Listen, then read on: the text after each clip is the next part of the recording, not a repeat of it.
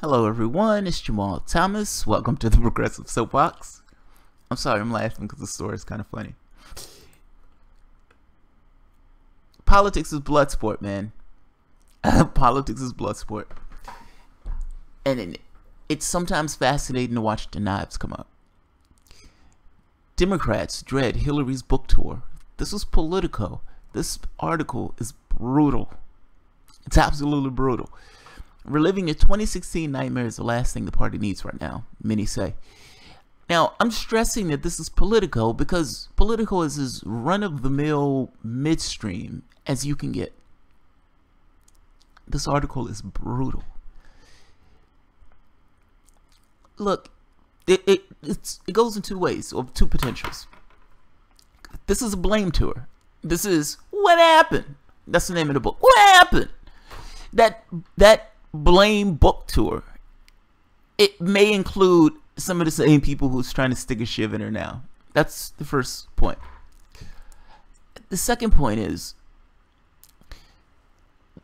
they understand that regardless of what they say on television, meaning they'd be like, Hillary Clinton is a perfectly nice person, she's awesome. They would say, talk to their blue in the face on MSNBC or on Fox News, playing the Washington Generals to the Harlem Globetrotters, or whoever they have as the Fox News host.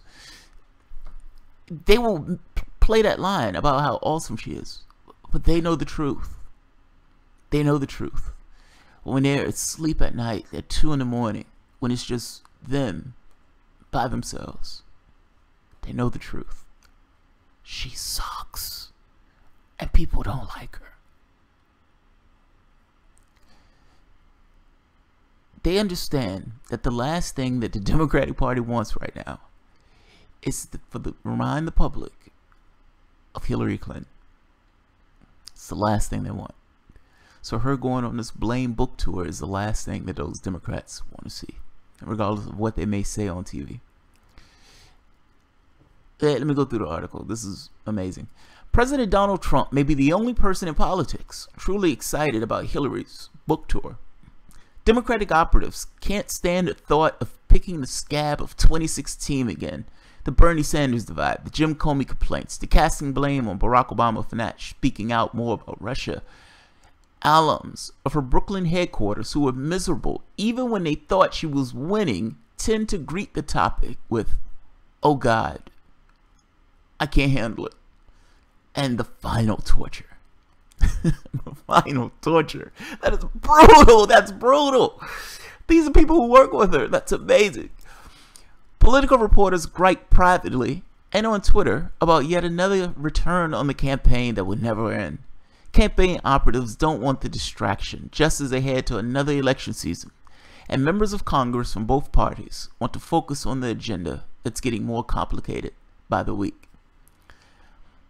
But with the new NBC News poll showing her approval rating at 30%, the lowest recorded for it, Clinton kicks it off on Tuesday with a signing in at the Union Square Barnes & Nobles in New York. She'll keep going all the way through December, all across the country. That's amazing. That's awesome. I love this like utter dread in the people. It was like the final torture, the indignity. I had to work with that woman when they thought she was winning. It was horrible. Now the indignity of her blame tour. That's amazing. Maybe at the worst possible time, we're fighting for some of the high stakes policies and institutional battles we may see at a time when we're trying to bring the party together so we can move the party forward stronger together. So Representative Jared Huffman, wait a minute, I'm sorry, I have to say it again. Maybe at the worst possible time as we're fighting some of the most high stakes policy and institutional battles that we may ever see, at a time when we're trying to bring the party together so we can move the party forward stronger together. I can't believe he said that. Jared Huffman, a Democrat who represents a North California district. She's got every right to tell her story. Who am I to say she shouldn't or how she should tell it? But it is difficult for some of us, even like myself who supported her, to play out all these media cycles about the blame game and the excuses.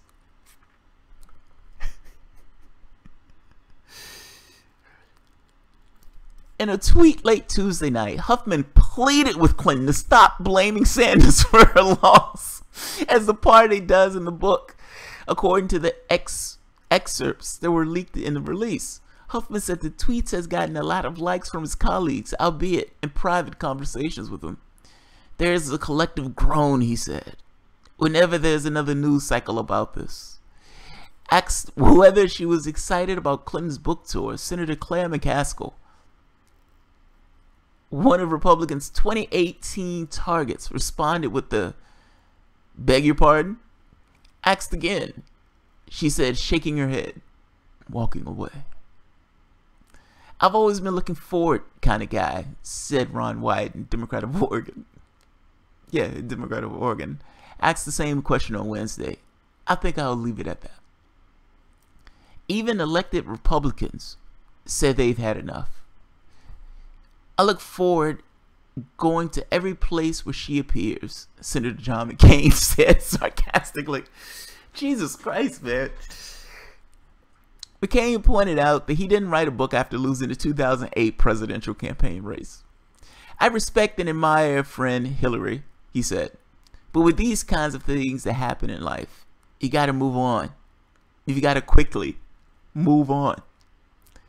Then again, Clinton's first event sold out in hours, and the book vaulted to the top of Amazon bestseller lists weeks before its release, almost certain to set a 2017 record. You have a bunch of Hillbots looking for, "Why did she lose? They told me she was a lock." Huffington Post had her at 98% chance of winning on the day that she lost the election.